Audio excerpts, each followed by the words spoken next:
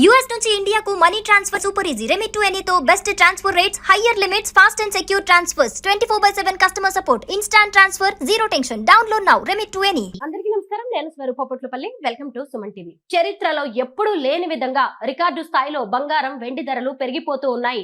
24 carrots 10 గ్రాముల బంగారం ఏకంగా 1,80,000 రూపాయలకి చేరుకుంది. ఇంకొక వైపు కేజీ వెండి ధర 4,25,000 రూపాయలకు చేరుకుంది.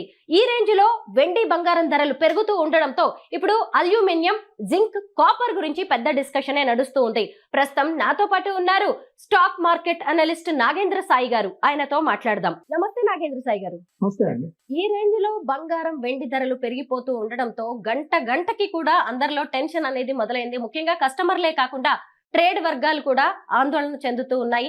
దీనికి ప్రధాన కారణం ఏంటి? వెండి, బంగారం ధరలు ఎందుకు ఇలా పెరిగిపోతున్నాయి? $2,600 నుంచి గోల్డ్ బాగా పెరుగుతుందని చెప్పి మనం చాలా వరకు ప్రెడిక్ట్ చేయగలిగాం. అంటే $4,500 దాకా గోల్డ్ పెరగచ్చేను అంచనా ఉండేది. But majority of the research agencies కానీ అందరూ కూడా మేబీ $4,500 దాకా గోల్డ్ పెరగచ్చు అనేది ఔన్స్ బంగారం మనం ఇంటర్నేషనల్ మార్కెట్స్ లో మాట్లాడుకుంటాం కాబట్టి అలా అనుకున్నాం. బట్ ఈ $4,500 నుంచి $5,500 కి $1,000 జంప్ అనేది నో వన్ హాస్ ప్రెడిక్టెడ్ అండి. అంటే గోల్డ్, సిల్వర్ ఈ స్థాయిలో పెరగవచ్చు అనే అంచనా గతంలో ఎప్పుడు కూడా లేదు. అంటే ఎంత పెరిగిన స్కోప్, ఎంత పెరిగిన దాఖలాలు కూడా. ఎందుకు ఒక్కసారిగా ఎంతగా పెరుగుతుంది అంటే ఇప్పుడు జియో పొలిటికల్ టెన్షన్స్ అంటాం. అంటే ప్రపంచవ్యాప్తంగా చాలా ప్రాంతాలు, ఇప్పుడు యుఎస్ అనుకోండి, యుఎస్ అంటే ఇరాన్ తో ఇష్యూస్ ఉన్నాయి, రష్యాతో ఇష్యూస్ ఉన్నాయి, యూరోపియన్ యూనియన్ తో ఇష్యూస్ ఉన్నాయి. వాటిని జియో పొలిటికల్ టెన్షన్స్ అంటాం. ఇవి కాకుండా ట్రేడ్ సంబంధించిన trade war, and Donald Trump అధికారంలోకి వచ్చిన తర్వాత యుక్రెయిన్ తో ఇష్యూస్ ఉన్నాయి, రష్యాతో ఇష్యూస్ ఉన్నాయి, చైనాతో ఇష్యూస్ ఉన్నాయి, అండ్ పక్కనున్న కెనడా అనుకోవచ్చు, బ్రెజిల్ అనుకోవచ్చు. ప్రతి దేశంతో కూడా, ప్రతి కాంటినెంట్ తో కూడా ఆయన గొడవలు పెట్టుకొని టారిఫ్ వార్ ఆయన ప్రకటిస్తూ వచ్చారు. పరోక్షంగా కూడా ఇలాంటివన్నీ కూడా గోల్డ్ కి దోహదపడతాయి. ఎందుకంటే గోల్డ్ ఎప్పుడు పెరుగుతుంది అంటే గతంలో మనం చరిత్ర చూసుకుంటే ఏదైనా యుద్ధాలు జరిగినప్పుడు, ఏదైనా ఆర్థిక అనిశ్చితి జరిగినప్పుడు, లేదా గ్రేట్ డిప్రెషన్, రెసెషన్ అంటే పూర్తి స్థాయిలో ఆర్థిక క్రమశిక్షణ కట్టుదాటిపోతుంది, యుద్ధాలు విపరీతంగా జరుగుతున్నాయి, ఏ కరెన్సీ కొనుగోలు చేసినా కూడా, ఏ కరెన్సీ మన దగ్గర ఉన్నా కూడా వాటికి విలువ ఉండదు అనుకున్న టైంలోనే మనకు గోల్డ్ బాగా పెరుగుతూ వచ్చింది. కాకపోతే ఇప్పుడు అలాంటి సినారీ ఎక్కడా లేదు. అమెరికన్ మార్కెట్స్ రికార్డు స్థాయిలో దగ్గర ట్రేడ్ అవుతూనే ఉన్నాయి, యూరోపియన్ మార్కెట్స్ బాగానే ఉన్నాయి, జపనీస్ మార్కెట్స్ రికార్డ్ దగ్గర ఉన్నాయి, మన మార్కెట్స్ కూడా ఆల్మోస్ట్ రికార్డ్ హైస్ దగ్గర ఉన్నాయి. కాకపోతే ఏంటంటే ఫ్యూచర్ లో ఈ డొనాల్డ్ ట్రంప్ తీసుకుంటున్న నిర్ణయాలు ఎలాంటి ప్రభావం చూపిస్తాయి, వాటి పరిణామం ఏ విధంగా ఉంటుందన్న ఒక అంచనాలు, ఒక భయం నేపథ్యంలో ఇప్పుడు గోల్డ్ ధరలు పెరుగుతున్నాయి. రెండో ఫ్యాక్టర్ ఏంటి అంటే ప్రతి కరెన్సీ, అంటే ప్రతి దేశం కూడా యుఎస్ డాలర్ ను ఒక రిజర్వ్ కరెన్సీగా పెట్టుకుంటాయి వాళ్ళ కరెన్సీలో, అంటే వాళ్ళ చెస్ట్ లో అనుకోవచ్చు, లేదా వాళ్ళ బ్యాంక్స్ లో. ఎందుకంటే ఏదైనా అనిశ్చితి వచ్చినప్పుడు మనం డాలర్స్ అమ్ముకుంటే, డాలర్స్ ఏంటంటే dollars equal to gold. Gold కన్నా విలువ ఉంటుందేమో లేదో తెలియదు, కానీ డాలర్ మన దగ్గర ఉంటే ఇమీడియట్ గా మనం వాటిని టెండర్ చేస్తే డబ్బులు వచ్చేస్తాయి. కాబట్టి డాలర్ ని ప్రతి ఒక్క రిజర్వ్ కరెన్సీగా పెట్టుకున్నారు. ఇప్పుడు ఏంటంటే ఇలా ఈ డొనాల్డ్ ట్రంప్ తీసుకుంటున్న నిర్ణయాల వల్ల డాలర్ వాల్యూ క్రమంగా పడిపోతూ వస్తుంది. ఒక అంచనా చూస్తే 2016 లో ఈ గ్లోబల్ సినారియోలో డాలర్ వెయిటేజ్ దాదాపు 60% ఉన్నది. ఇప్పుడు అది ఆల్మోస్ట్ 40% తగ్గిపోయింది. అంటే 10 years లోనే డాలర్ ని రిజర్వ్ కరెన్సీగా పెట్టుకున్న వాళ్ళ సంఖ్య 60% నుంచి 40% తగ్గిపోయింది. అటు మేజర్ గా చైనా కానీ, మనం కానీ, భారత్ కానీ, యూరోపియన్ యూనియన్స్ మెల్లిగా డాలర్స్ ని అమ్మేసుకుంటూ, డాలర్ బాండ్స్ ని అమ్మేసుకుంటూ గోల్డ్ మీద ఎక్కువగా ఇన్వెస్ట్ చేస్తూ వస్తున్నాయి. సో ఇది కూడా one of the main reason gold బాగా పెరగడానికి. గత వారం కేజీ వెండి 3 లక్షలు ఉంటే ఇప్పుడు ఏకంగా 4,25,000 రూపాయలకి చేరుకుంది. అసలు వెండి ఎందుకు ఈ రేంజ్ లో పెరిగిపోతుంది? వెండి మీద ఆధారపడి చాలా కంపెనీలు, పరిశ్రమలు కూడా నడుస్తూ ఉన్నాయి. అవి కూడా కుదేలవుతున్నట్టుగా తెలుస్తోంది. కారణాలు ఏంటో చెప్పుకోవచ్చు. ఖచ్చితంగా అండి. ఎందుకంటే గోల్డ్ కి, సిల్వర్ కి మధ్య ఒక ప్రపోర్షనేట్ రేషియో ఉంటుంది. అంటే ఇప్పుడు ఆల్మోస్ట్ ఒక $10 అంటే ఒకప్పుడు నంబర్ చూసుకుంటే ఔన్స్ బంగారం, ఔన్స్ సిల్వర్ $35, $40 మాక్సిమం ఉండేది. ఆ టైంలో $4,000 గోల్డ్ ఉండేది, ఔన్స్ గోల్డ్. ఇప్పుడు దాని వ్యత్యాసం చూసుకుంటుంటే ఆల్మోస్ట్ ఇప్పుడు $120-125 దగ్గరికి ఔన్స్ వెండి వచ్చేసింది. ఇది ఎప్పుడు గరిష్టంగా అంటే లాస్ట్ 2-3 years లో $30, $35, మాక్సిమం $40. అంటే ఆల్మోస్ట్ 3x సిల్వర్ లో మనం జంప్ చేస్తున్నాం. ఈ లెవెల్స్ దగ్గర సిల్వర్, ఈ లెవెల్స్ దగ్గర, ఎందుకంటే ఇండస్ట్రియల్ డిమాండ్ ఉంది, ఎలక్ట్రిక్ వెహికల్స్ లో కానీ, బ్యాటరీ మ్యానుఫాక్చరింగ్స్ లో కానివ్వండి, లేదంటే సోలార్ ప్యానల్స్ తయారీలో యూజ్ చేసే గమ్ అంటే వైట్ ప్యాచ్ అనుకోవచ్చు, వీటన్నిటిలో కూడా మనం మేజర్ గా సిల్వర్ డిమాండ్, సిల్వర్ యూసేజ్ ఎక్కువగా ఉంటుంది.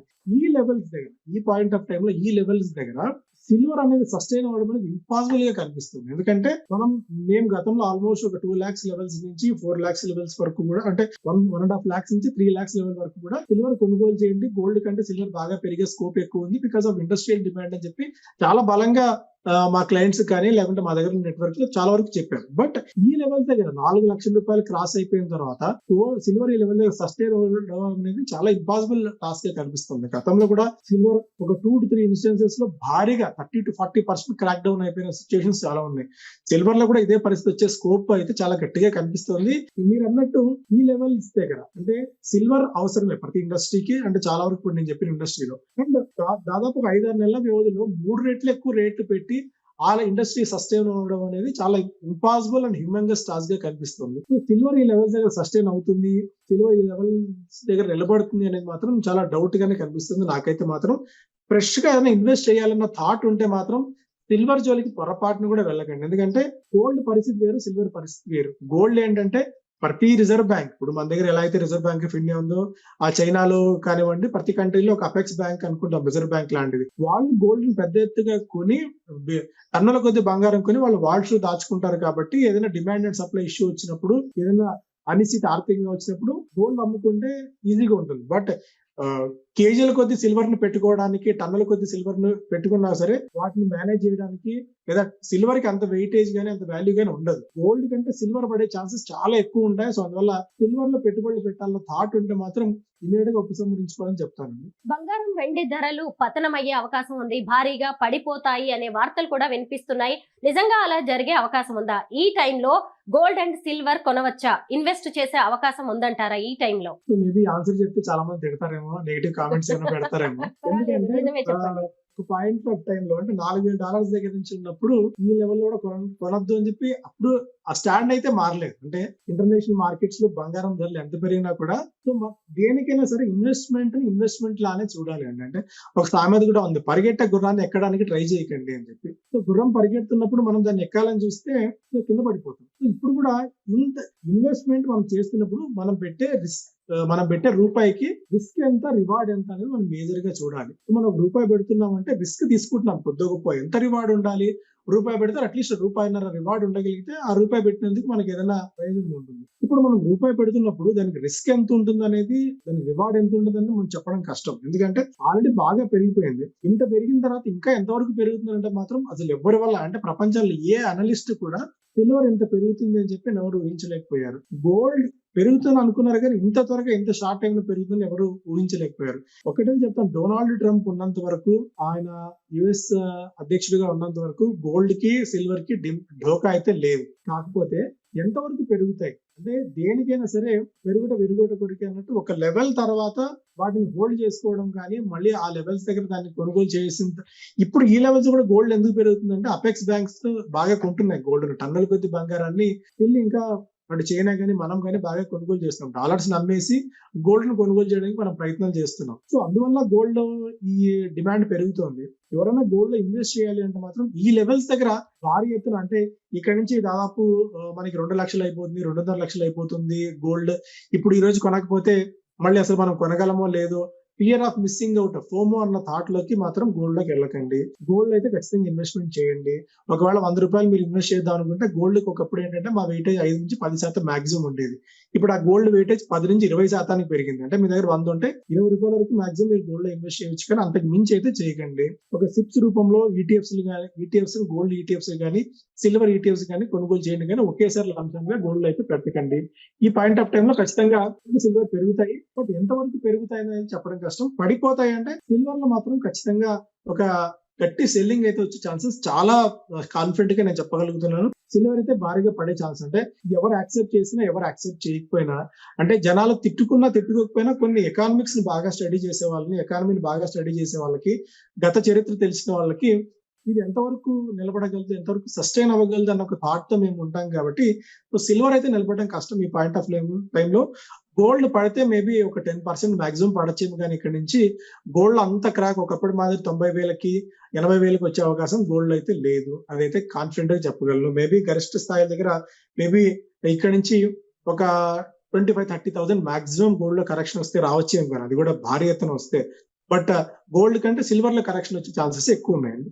గోల్డ్ అండ్ సిల్వర్ కి ఆల్టర్నేటివ్ గా అల్యూమినియం, జింక్, కాపర్ కనిపిస్తూ ఉన్నాయి.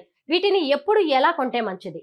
సో ఇదేంటంటే గోల్డ్ ఒకవేళ బాగా పెరిగిన టైంలో గోల్డ్ బదులు సిల్వర్ కొందాం, నేను సిల్వర్ కొనేవాడు. ఇప్పుడు సిల్వర్ బాగా పెరుగుతుంది కదా, సిల్వర్ బదులు జింక్ తీసుకుందామా, అల్యూమినియం తీసుకుందామా, ఇంకోటి ఏదైనా తీసుకుందామా అన్న థాట్ బయట మార్కెట్ లో అయితే చాలా గట్టిగా ఉంది. కనీసం సిల్వర్ కొంటే సిల్వర్ ప్లేట్స్ లో అన్నా మనం అన్నం తినే స్కోప్ ఉంది, లేదా ఇంట్లో ఏదైనా షో కేసు ఏదైనా ఫంక్షన్ జరిగితే సిల్వర్ అన్నా పెట్టుకోవచ్చు. సో జింక్ కానీ అల్యూమినియం కానీ మనం పెట్టుకునే పరిస్థితి లేదు. సో గోల్డ్ అండ్ సిల్వర్ ఏంటంటే వాటికి మనకున్న చరిత్ర పరంగా గోల్డ్ కానీ సిల్వర్ కి కానీ మన ధరించే స్కోప్ ఉంటుంది, లేదా ఇంట్లో వినియోగించే స్కోప్ ఉంటుంది.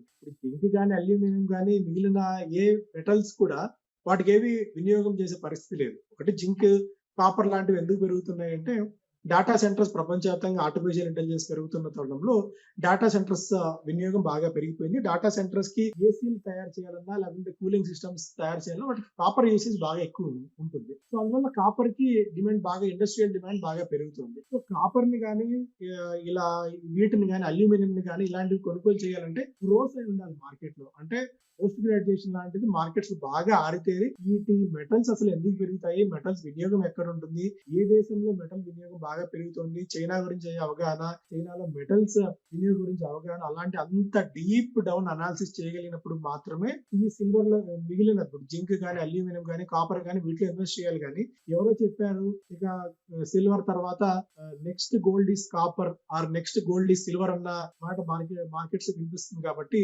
వాటిలో కొంటే మాత్రం ఇరుక్కుపోయే ప్రమాదం ఉంటుంది. ఎప్పుడైనా సరే ఈ మెటల్స్ అన్ని కూడా ఒక సైకిల్ లాగా రన్ అవుతుంటాయి, బాగా పెరుగుతాయి, మళ్ళీ అదే టైంలో వెనక్కి కూడా వస్తూ ఉంటాయి.